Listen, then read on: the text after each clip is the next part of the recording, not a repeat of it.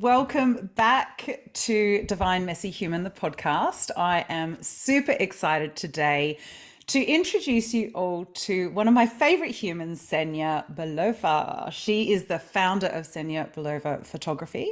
She's an internationally published, award-winning personal branding photographer, also an NLP master practitioner, an ex-marketing executive, author, speaker, and mentor.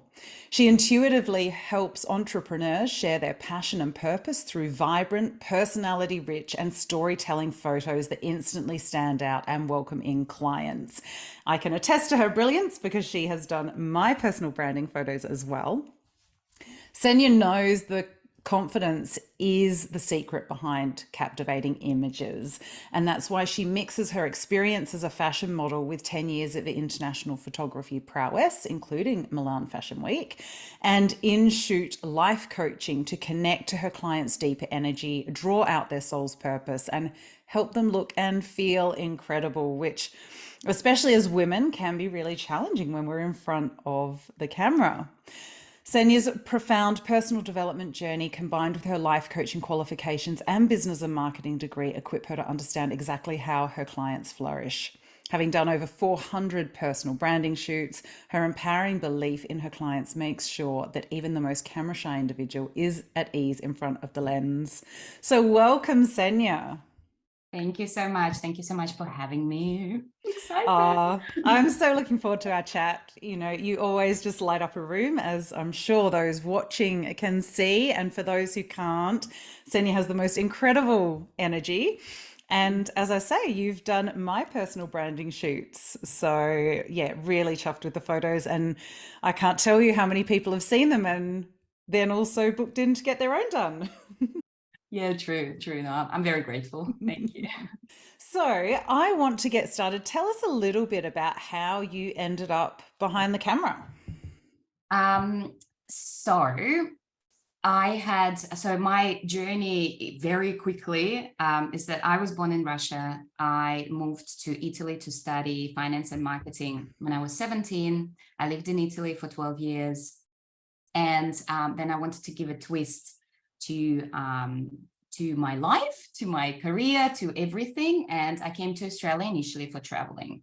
So at that time, I was working in corporate marketing, events, so nothing to do with photography. And then when I arrived to Australia, I had this feeling of having completely the blank canvas in front of me, and I could literally be whoever I wanted to be and do whatever I wanted to be.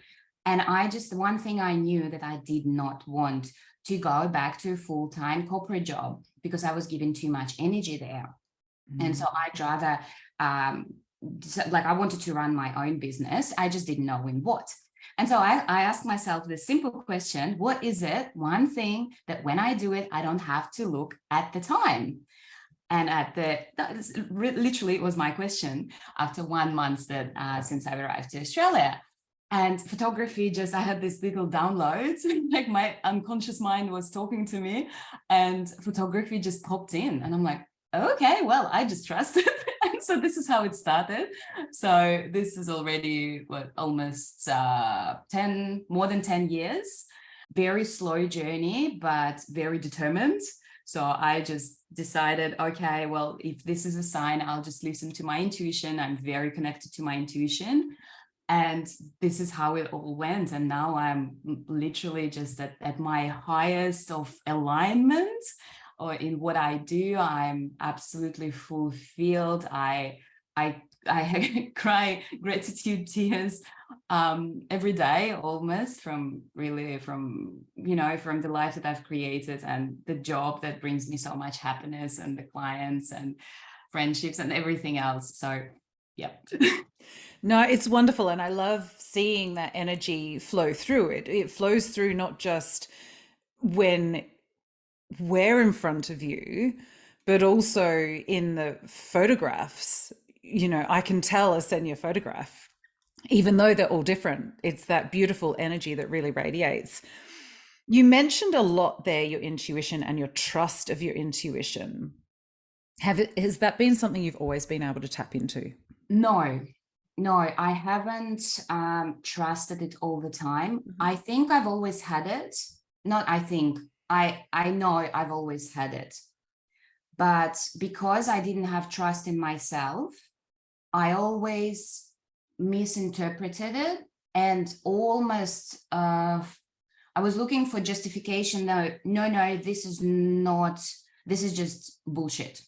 This is just my mind, I don't know, making stories. And at the end of the day, I proved myself to be wrong, because everything that I had intuitively predicted, it actually happened. And so slowly through this process, through obviously growth and a lot of experience, I arrived to the point that I am so listening to myself now. I'm like, I am just like sitting there and having a meeting with a committee of Ksenia. It's like, all right, let's sit down. Let's just, and I'm like tapping into my gut and into my heart. And these are like the most immediate things that really talk to me. So it's kind of like, it's all senses intuition. It's not, I try to switch off my brain and just go straight into my gut and my heart. And I just feel it. I cannot explain it. It's just the knowing. Yeah. Not always, I'm not always right, but sometimes when it's very strong, I'm like, oh yeah, I just need to go. Like I talk to myself a lot, actually, like internally and externally too. I think that's a really natural part of it when we are trusting that intuition. I think you described that beautifully. It is like that committee of Senya. It's all those different pieces of you, it's all those different parts of you sitting down in that conference. And some people will call it higher self, some people will call it guide, some people will call it whatever. For me, it's actually just different names for the same thing. And I love hearing different people explain it, because I know for me, when I first had it explained to me, it wasn't really clear. And so the more I heard different people explain it, I could take bits of everybody's explanations and put it together in the way that made sense for me. Now, in my life, I often talk about the fact that I always had that intuition. But as you mentioned there, I didn't always trust it, and therefore I didn't act on it. Since you've been acting on it, what have you noticed that's different? Alignment, Mm. definitely alignment. Things just happen effortlessly and easily. It is easy. Obviously, there are challenges, but when something is aligned with your soul, with your heart, and I'm not talking about work, I'm talking about people, I'm talking about location you live in, anything, like literally anything. So it's full alignment of life. Your partner, your kids. Well, you can't really choose your kids, but you can try to tap into them. Yeah. I'm not going there because I don't have kids. um, so what changed? Yes, it's just that feeling of peace, feeling of it's all good, even if it's not all good. But it's just, again, tapping into that trust and safety. I'm safe and I am safe with myself. Um, yeah, I think that's the main thing. It's that, again, everything comes back to trust for me, because I've had a lot of trust issues with other people, and to then realize that it's because it was my reflection of trust towards myself. And so once I've worked on that, I do trust other people, and I see them, obviously, like I know who to trust, who not to trust. But again, it's intuition. I can read people really easily. Like I can spend 5 seconds with them and I just feel the energy, and it's either, oh my God, yes, like same vibration, or like, triggering. Like, why? Again, going into, so it's really interesting to play with it as well. So I'm very like, I'm using my inner child a lot with my intuition, because it's like a dance, it's a play. It's like, okay, show me more. What else is possible? And, you know, I think that is why your everything that you do aligns under that so beautifully, because you are bringing that inner child, and it's not in a childish way, it's in a childlike way. You can feel the curiosity, you can feel the innocence, you can feel the adventure in the way that you play with it. And I think that is part of what is so attractive in terms of attracting people and experiences to you, because there is the openness, there is the play, and that's often what people shut down as they get older. So I really, really love that. And also, you're looking at what we consider that esoteric wisdom of the as within, so without, as above, so below. You're noticing that internal world reflected out. The more fun you're having, the more play you're doing, the more you're seeing these experiences, and then the more you're welcoming them in, because your inner world and your outer world are reflecting and aligning. So I absolutely love the way you've put that, because I think it really is something that people are often on the path to. And we need shining, guiding lights to know that this is possible. So I know you've sort of mentioned, you know, how you found photography and all of that. How do you bring your lived wisdom together with that, I guess, learned experience? Because, you know, you didn't just pick up a camera and it was there. How do you bring that together in a way that helps you to bring out the best in your clients? Very good question. Thank you. So I was reflecting on the difference of how I used to be as a photographer and what kind of photographer I am now. So before, it was all about technical abilities. It was all about having the right gear. It was all about superficial, technical, more to how to get the right capture, you know, how to, but I didn't really think of how, what, how important it is to the feeling of my clients, because I was shooting a lot of fashion photography, which is very, it's beautiful, but it's very sterile. Again, not, I'm not generalizing, but very often. So that superficial level was not enough for me. I needed depth. And so I started tapping into, okay, what else I can do to give me that depth. And so through the transformation, through my personal development, through my photography journey, career, but they're kind of like parallel. So my personal development and my career, they are literally just going together hand in hand, which is also another interesting thing. Yeah, So, definitely. so now I do not consider myself just a photographer. Yes, I take photos. Yes, I'm good at what I do, but it's not that.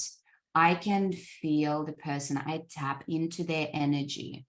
I just, again, I don't know how to explain it. I intuitively shoot with my heart now, because all my technical abilities, yes, I know how to frame. I know how to, you know, what lenses to use, how to use the lighting. So that is, you know, I have learned that. Now I'm in another step. I've been in this, you know, in this phase for several years already, and it's getting better and better, because I am literally, the more I open my heart, the more I can see the trust that clients have in me, because it can be very daunting experience for a lot of women, because I photograph predominantly women who are like, it's like really, really daunting. So the more I create that safe space for them and hold space for them with all the vulnerabilities, the more I can get out the best photos, which is not just a pretty photo, but it's literally going like digging down the soul. And again, the more I become aware of myself and more conscious and more uh, whole, well, we are whole already, but more like growing, expanding, the more and the better experience I can offer to my clients, because it's that journey. I do a lot of coaching as well during my sessions. This is where the life coaching skills are good. So some reframes and stuff. So it's kind of it's a full package but it's full package of my heart. Yeah, and I love that. I think that's a really beautiful way for you to describe it, is because you did that. And again, I'm talking archetypally here, all the masculine stuff first, the planning and the this is the way to use the light, and it was technical and it was logical and it was skill based. And then what has made your business go from, great to amazing and beyond is that you've brought in the feminine and you've balanced the two together. And I remember when I booked you for mine, it was just after all of the lockdowns in Melbourne.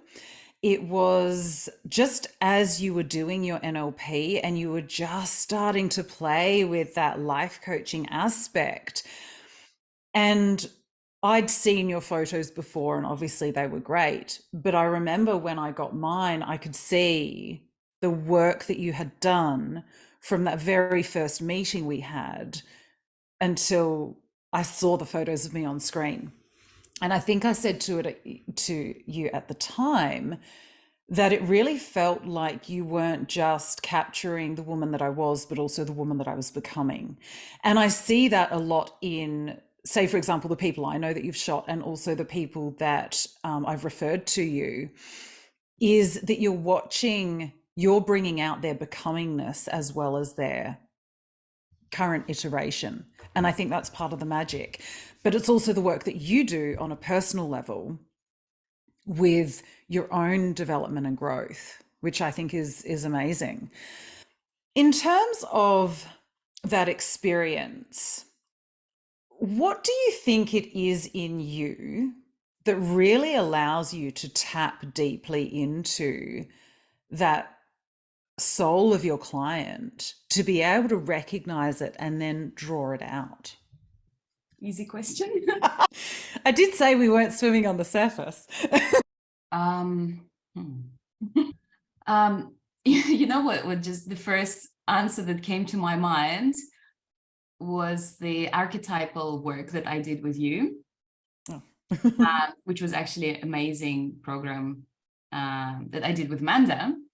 And so my three main archetypes were innocent adventurer, nurturer, and ruler.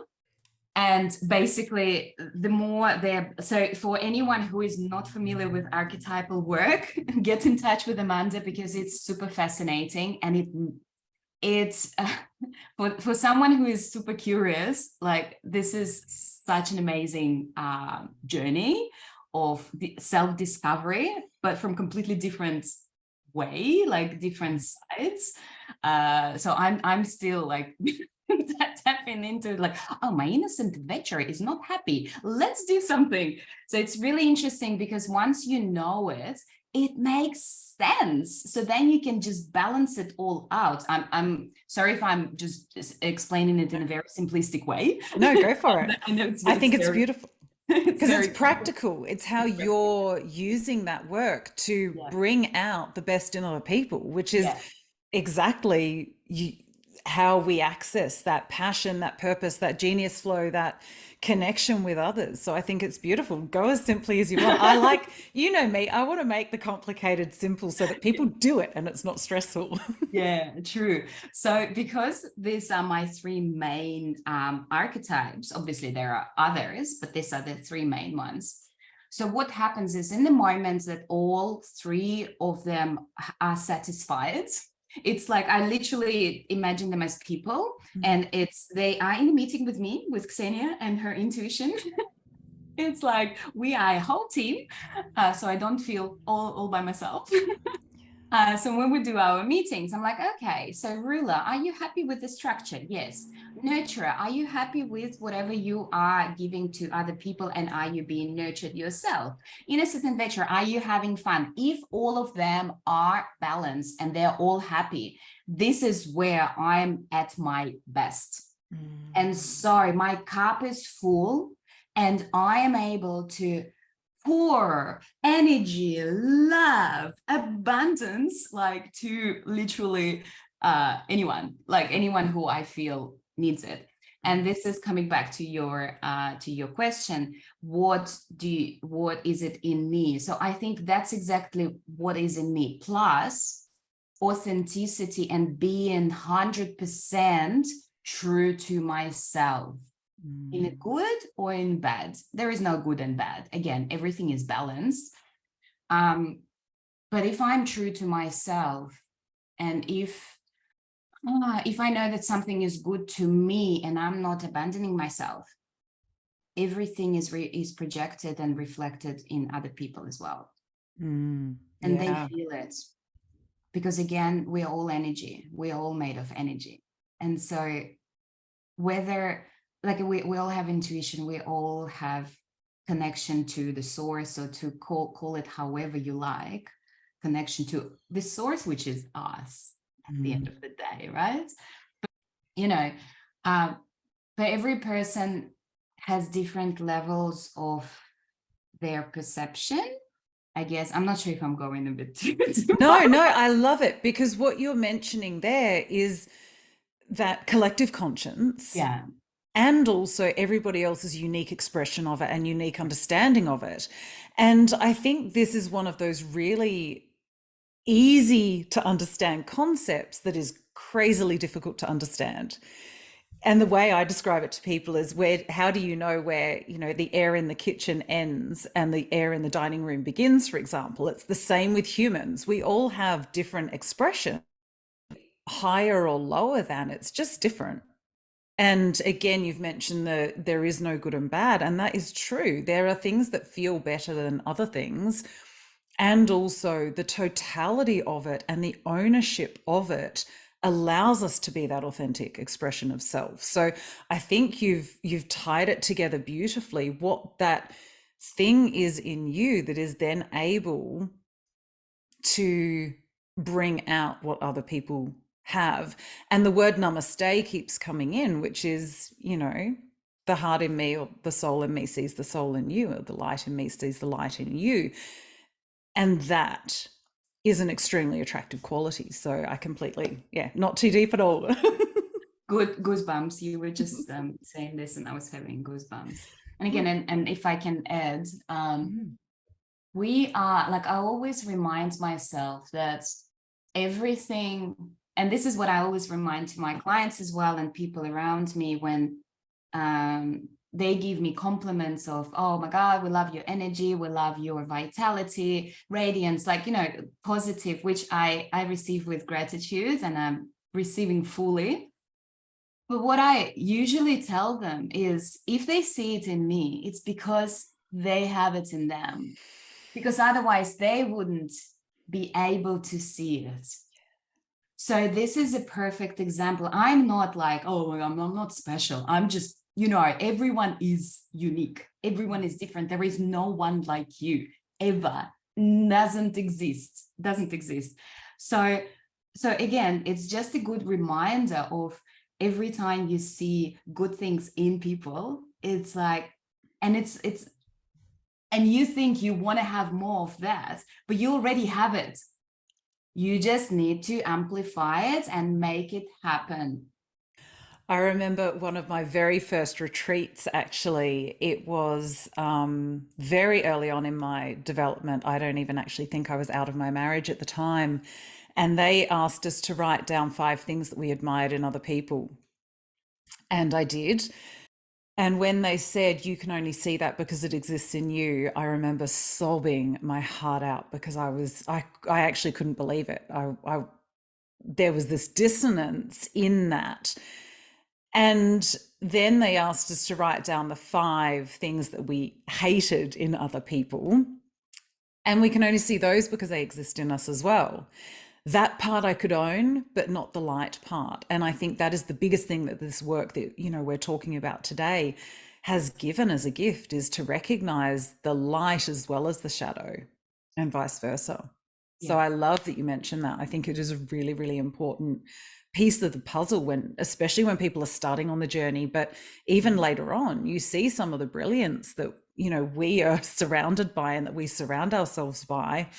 And I go back even 5 years ago and it was relatively alien. Yeah.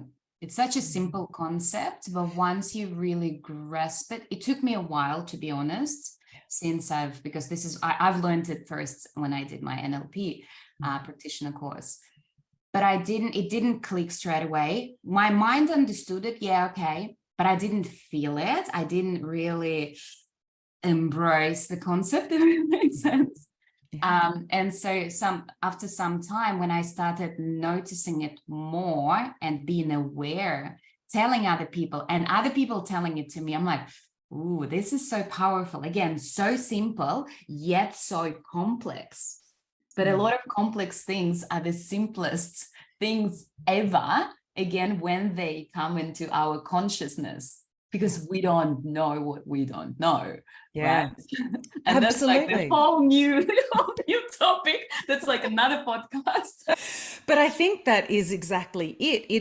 It's the embodiment. And people don't understand sometimes the depth that the embodiment isn't just the conscious knowing, it is the marriage of the conscious and the unconscious together, so that it literally lives in the cells in your body, in every atom of your being.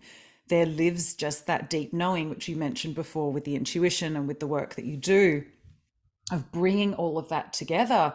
And every time, you can see it in your energy when you're talking about, you feel it. It's that depth of just feeling and knowing and beingness.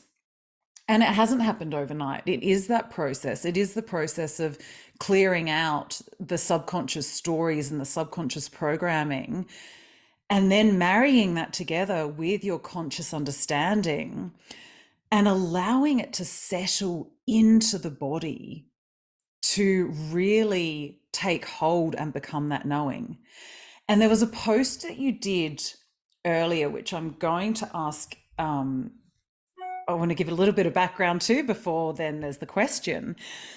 You were mentioning, obviously, all the work that you do and the fact that you're really looking forward to future you and also enjoying you now. I'd love you to talk about that, because I guess for some people that feels like three separate things. Loving doing the work, looking forward to future you, but also enjoying you now. How does that fit for you in the knowledge and the understanding that you have gained over these last number of years? Gosh, I love your questions. Wow, that's brilliant question. I love deep conversations. So this is for me like, I live with these conversations. I don't see myself as separate. Like the now, the past, and the future is one Ksenia. Okay. The past Ksenia, it's not easy to articulate, to be honest. So just stay with me 1 second. What I am right now is thanks to the past me.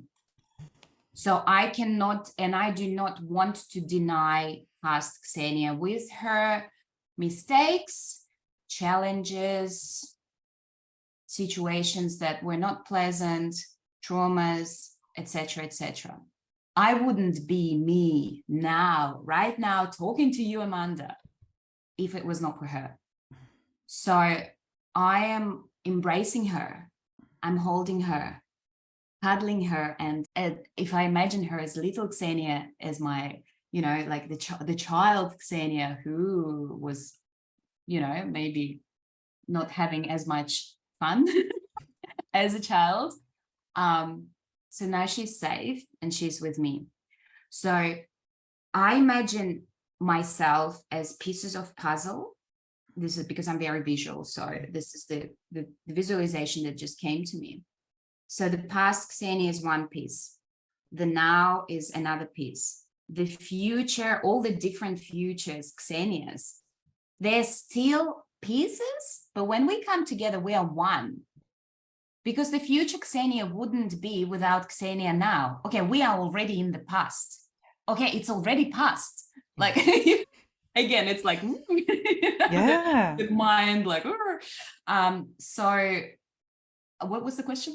No, that's beautiful. I was asking how about that post that you'd put up, which was, I'm loving the work I'm doing. I'm looking forward to doing the work. I'm looking forward to who I'm going to become.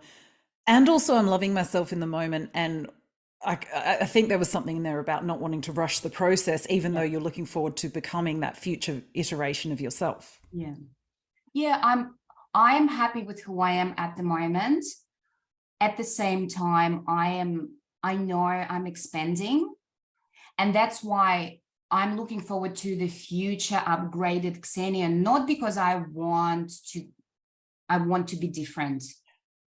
It's because I'm curious. My innocent adventure is like there waiting and like, okay, what's next? What's gonna happen? But it doesn't mean I don't like myself and I don't love myself right now. I love myself so much and I appreciate myself a lot. At the same time, again, I'm just really looking forward because there are so many possibilities. There are like, the world is literally just like, I'm holding the world here and I can do anything and anyone can do anything. And that's what I'm excited about. Yeah. Yeah. I think that's a beautiful way to explain it, because our mind is so limited, but the universe is unlimited. And walking the balance between those, the this or something better, waiting for that next version of yourself, because you can look back and you see all of those past versions of yourself who are still present within you now. And you see what they have managed to achieve in getting you to where you are now. And also knowing that future you will also look back at past you with that pride for doing what she's doing today.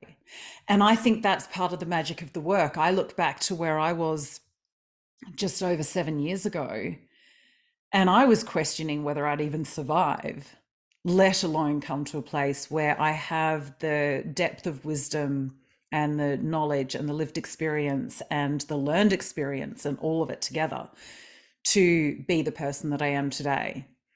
Because I know, looking back, she wouldn't have believed that this was possible.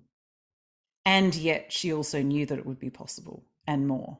And so I love your explanation of it. And that post just really, really hit home for me, because I resonate with it so much, in that looking forward and being so excited about what's yet to come, whilst also enjoying the current version, and knowing that although the work can be really hard, to go into those subconscious programmings, to understand how you've gotten yourself into scrapes and messes and all the rest of it, and also the wonder and awe that comes from being prepared to go into those deep places. So yeah, I absolutely love it. So Can I just add one little thing? Yes, go please. I love chatting about it. So I think a lot of people make, and I was one of those, make this mistake of always wanted to be a better version of you. I actually, like, every time I say I'm going to be a better version of myself, I'm like, ugh, I cringe, like my body just like, ugh, it's just not feeling. I am all for the idea of expansion, of growth, but you're already the best version of you right now, like considering what you've done. So you will always be, every second, you will be the best version of where you were, right? And so my piece of advice, if I may, Mm. not to focus always just on the future, because then you are missing the present. And that's why it was important to, thank you for mentioning my post, it was important to acknowledge, but I'm enjoying myself now because I'm in the present, because the present is the most important thing you can ever have. It's a present. That's why it's called the present. It's a gift, right? Mm. And so if we're always focused on the future, on the outcome, like we constantly running towards something, but what if like you just like lose yourself in the present? And I think that's also one of the things of the moment of really savoring it. And this is what life is. Life is present. We can have goals, but then when you're too much attached to your goals and to the outcome, you're just missing the whole process. Yes, You're not thank enjoying the you. journey. And I think that this was important to mention, because I used to be like that, and I was very goal oriented and like, but then I was reaching that goal and I'm like, and you want more and you want more, but I was unhappy. Now I'm going out and I'm smelling the roses and I'm like freaking in the most happiest place ever. Oh, I completely hear you and I agree. And I think it is such a valuable point to iterate for the listeners, is because there is only that present moment. And it is great to have goals and aspirations. And it's also good to look back and see how far you've come, but also see what's still holding you back from those next steps. And the biggest chunk of time where we gain the most peace and the most connection to ourselves is in the present, and in the most connection to other people, of course, is in the present. And so I love that you mentioned that, because it is such a key to the work of self-improvement and self-development and self-understanding and self-betterment, is that connection to that part of yourself, to those parts of yourself that are here now. So I absolutely adore that. What have been some of your challenges that you've found in this spiritual work for you? I consider all the personal development work that you've done spiritual, because you're connecting to that essence of who you are, which for me is spirituality. Other people can call it, whatever they want to. That's the word I use. So, what do you think has been the biggest challenge for you in doing the spiritual work, or of letting it sink in and become your lived experience rather than just a concept that you've learned? Oof, another great question. Okay. Again, the first thing that I always trust, the first thing that comes to my mind is the right thing: ego. Ego and trying to rationalize. And I kind of put them together because it's mind and ego. Trying to rationalize everything, trying to make sense of everything, because my brain is a interesting brain. I'm half creative, half rational. So sometimes they clash. Like I don't have the predominance of one or another. So my mind is like, I want to know why. I'm like a child. Why? Sometimes you don't know why. You just have to trust. You have to let your ego go and surrender. Surrendering has been the hardest thing for me in the whole process. I have done so many courses, healing modalities. I've done a lot of kinesiology with you. I've done like so many, like literally, I can't even, like more than two hands I will need. And and this is again, like I think a lot of people might resonate with this. I went on a tangent of like literally being a personal development junkie.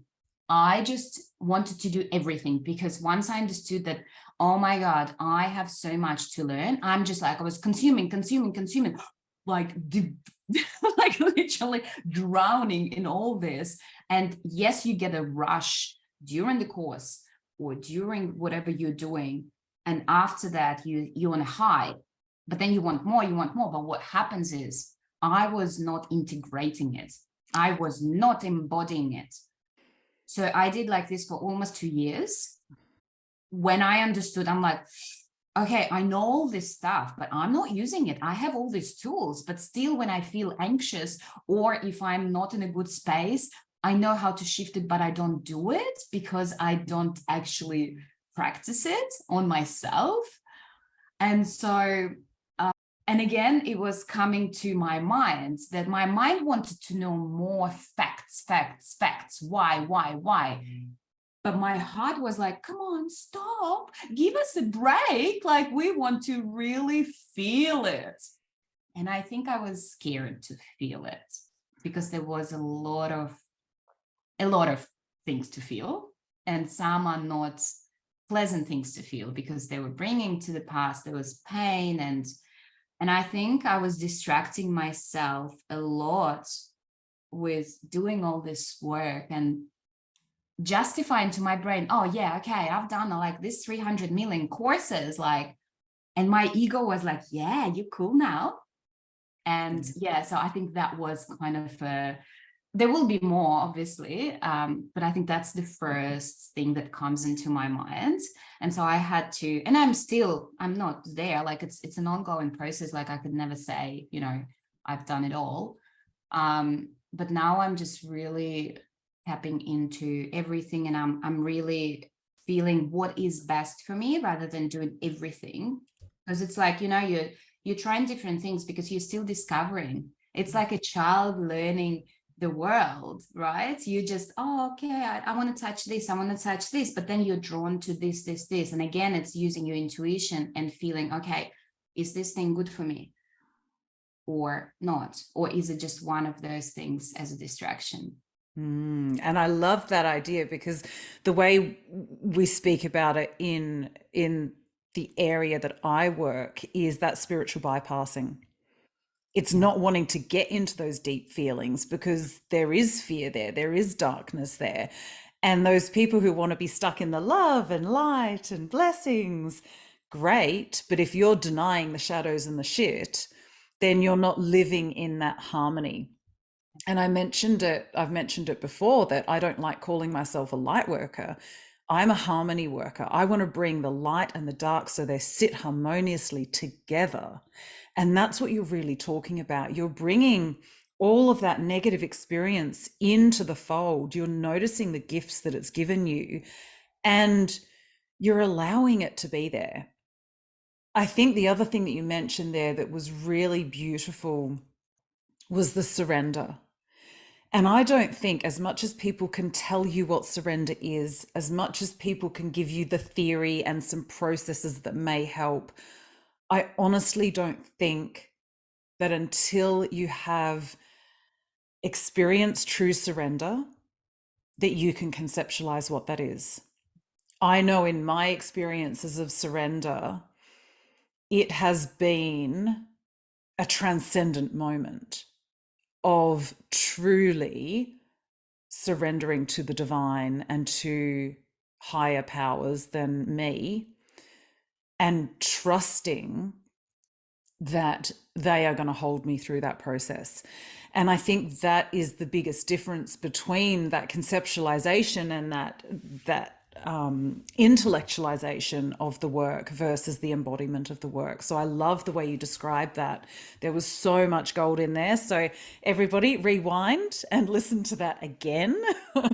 I promise if you listen to it 2 or 3 times, you will pick up different things that have been said that I know that I talk about a lot in my work. So I love that you've really done that. And spiritual bypassing is a really big part of the spiritual journey. I think we all have to go through that to get to the other side of going, actually, this might be painful, but I do need to feel this to be able to fully heal it, fully put it to bed, and fully embody these concepts. So thank you so much for that. In the spirit of the name of the podcast, what does being a divine, messy human mean to you? Just being me as I am, with my perfect imperfections. Yeah, just authentically, and no masks, no no pretending to be someone else, not wanting to be someone else, but just accepting